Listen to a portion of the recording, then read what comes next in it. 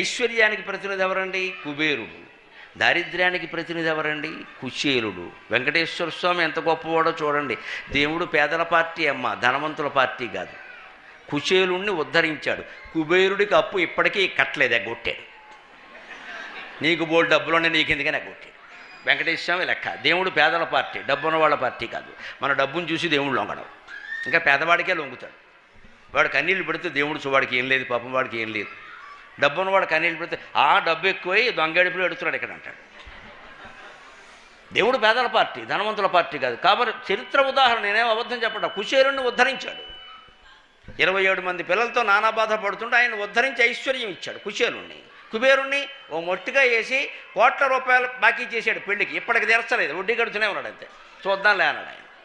అందుకే ఆయనకు కూడా గొప్ప నమ్మకం, మన రాజకీయ నాయకులు ఎన్నికలు వచ్చినప్పుడు మొత్తం రుణాలు మాఫీ చేస్తారు, గుట్టెచ్చాను అంటే దేవుడు స్పష్టంగా అంతర్గతంగా